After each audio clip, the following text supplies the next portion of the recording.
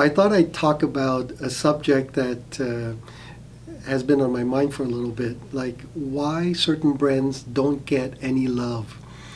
It's really interesting because on the surface, you think that it might make sense because maybe the manufacturer doesn't advertise, or maybe they just look so weird, or they're so expensive, or most people don't know about them. I mean, for whatever reason. But the company I'm going to talk about seems to, on the surface, do everything right. I'm talking about Legacy Audio. I've had a lot of emails asking to do this good, bad, and ugly about Legacy, and I think 3 years ago we did one about the Legacy speakers. I think it was the Focus SE. Maybe Allison can put a link in the description box. I believe I titled it The Rodney Dangerfield of Speakers. In other words, it gets no respect. Well, that's the story of my life. No respect. No respect. So let me cover the basics of the company. Bill Duddleston is the chief designer and president of the company, if I'm not wrong. One thing that's interesting about Bill is that he uses tried and true engineering techniques to design all of his speakers. So he believes that when the speaker needs to reproduce low frequencies, it's going to be big. He doesn't try to force the speaker to be something it's not supposed to be, and you'll see that most of his speakers are floor standing and in some cases very large speakers. You get speakers that are both passive and active, so in other words, the same model you can buy with amplification or without amplification. And even with the Classic HD, which is, I believe, their least expensive floor standing speaker at $6,800 US, it's rated for 32 hertz to 30 kilohertz, plus or minus 2 dB. That's very, very impressive for a speaker that's not really, really big and is not crazy money either. Also, most of the speakers have very high sensitivity, from low 90s and up. In some cases, 95, 96 dB sensitivity. So let's talk about the good. As I mentioned, high sensitivity, which means that you can also use relatively low powered tube amplifiers to drive the speakers. As I mentioned, you can buy passive or active speakers. So if you have your own electronics, you can buy the passive version. If you want to buy a complete solution, just buy their active versions. I believe they represent great value. They can play all sorts of music very, very well, easily. Anywhere from very simple vocals all the way to big orchestral music, EDM, reggae, anything almost that you can think of. I have not found a genre of music that it can't do well. The other great thing about it is that certainly many recording studios use their speakers. Mercy Sound Studios in New York City, Sweet Sound Studios, Climax Mastering, Sony, Epic, Arista, even recording engineers and producers like Rick Rubin, L.A. Reid use their speakers as well. Legacy also uses some pretty exotic material for their drivers, like for example they use AMT tweeters. Back when AMT tweeters, the patent had expired, a lot of companies were starting to use it, but Legacy was one of the first certainly to incorporate the AMT tweeters into their speakers. They use graphene filled carbon fiber mid-ranges, silver wiring, on and on and on. The cabinets are heroically made, just very solid, and the larger models weigh a ton. I mentioned, one of the things that I was fascinated to find out is that the driver tolerances are matched to plus or minus 0.5 dB. That's really critical. The factory goes to such a level of quality assurance that every driver is matched to each other with plus or minus 0.25 dB. Legacy is handcrafted in USA, Springfield, Illinois. I remember a client of mine, he decided he wanted to buy a pair of Aries, And I hadn't heard of Parrot before, so he says, well, let's take a trip. So we flew down to Springfield. So we had to fly into Chicago and then take a commuter plane over to Springfield and then drive over to the factory, and we got a tour in the factory. It was wonderful to see how they make everything. The factory at the time was made up of different divisions. So there was an area where the woodworking was done, and then assembly, and then testing. They even had a big room where they would listen to all the different speakers. And then in the same room, there was a booth where they would record their own music. And some of you may know, Legacy used to give out or sell, I can't remember which, CDs of their own recordings.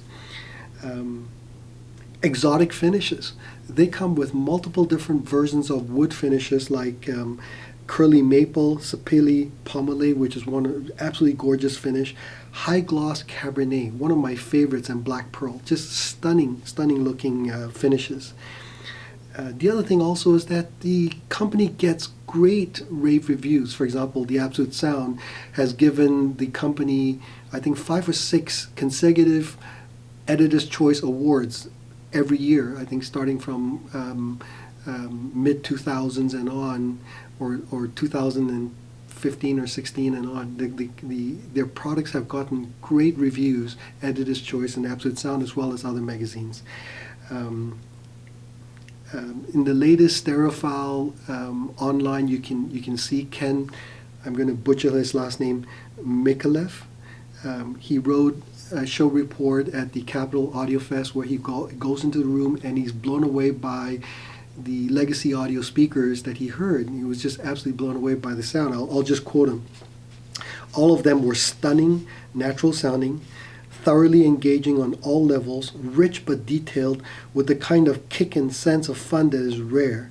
Music had jump, grace, scale, startling depth, flow, and the kind of ease that draws not just your ears but also your heart into the music. So this was what we talked about in our last review of the Legacy Focus SEs. So those are all great points. Bad? Some people think that the speakers are just too big. If you look at even the Classic HD, they come up to at least 4 foot or so tall, fairly wide and similarly deep. And then, of course, as you go up in the range, they get bigger and bigger and bigger. Again, as I say, the factory uses tried and true engineering techniques to get the kind of full range sound that they want, and so the speakers tend to be big. So is that a bad? Maybe. This is interesting. Not expensive enough. I was struggling to think of the bad, and I was thinking maybe this might be it, because in today's world of marketing, it almost seems like if the price number was not high enough, people just don't give you enough credibility. And yet, for example, the Focus SE is $9,600 the passive version. And then the top models are all amplified, and that might be a negative. Some people don't want amplifiers built into the speakers. They want to use their own amplifiers, but their top speakers, the Valor and so on, you have to buy them amplified. Maybe some people are scared away by the fact that the factory highly recommends that you use their DAC preamp room correction system called the Wavelet. It's a separate device that Legacy, in conjunction with Bomer Audio, have developed. And what it does is it measures your room and it delays or removes the room interaction with the speakers. So what you end up getting is as accurate a sound as you can with minimal room issues. But maybe a strategic mistake that they made was that Legacy decided to also offer electronics. Legacy Audio also offers Class D amplifiers that you can buy to drive their speakers or drive anybody else's speakers. And the reason I say that this is a strategic error is because back in the 90s and 2000s, for example, Krell, who were famous for their electronics at the time, decided that they were also going to make speakers. And I think that made a lot of speaker companies hesitant to recommend Krell, because now Krell was seen as a competitor to other speaker companies. Same thing with Name. Name used to make only electronics, and then when they decided to make speakers, I think a lot of speaker companies also stopped recommending Name.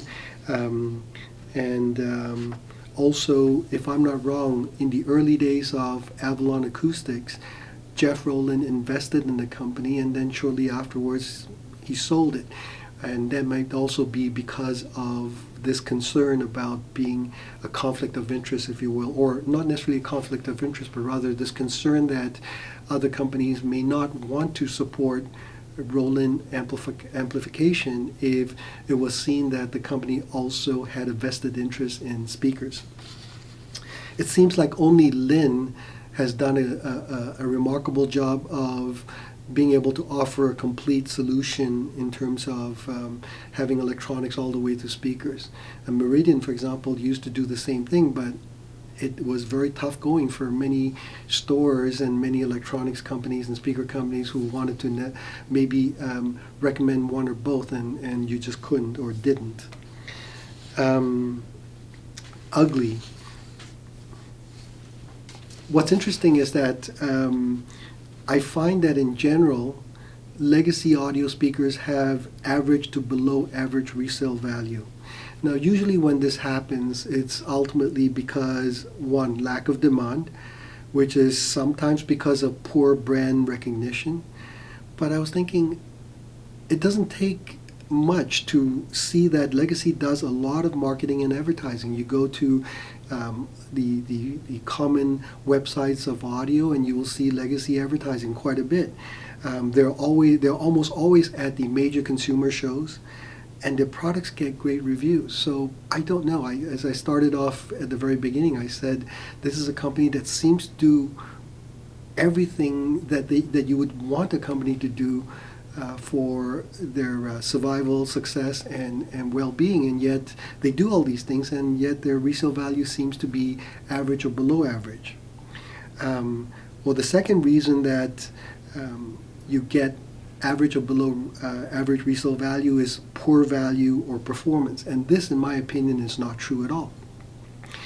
On balance, I believe that their speakers offer wonderful performance and value. The Aries, for example, is a superb speaker. If you like, again, full range music from all the way down in the bottom to all the way in the top, a speaker that can pound as hard as you can possibly think of and yet be as delicate and nuanced as you'd want it to be, that can give you superb imaging and sound staging, all the things that audiophiles crave. I can't think of an area that the Aries doesn't do well. And yet, I find that in general, their resale value tends not to be great. So that is my conclusion when it comes to Legacy Audio. Would I recommend it? Absolutely, without a doubt. It is a fantastic line of speakers in general.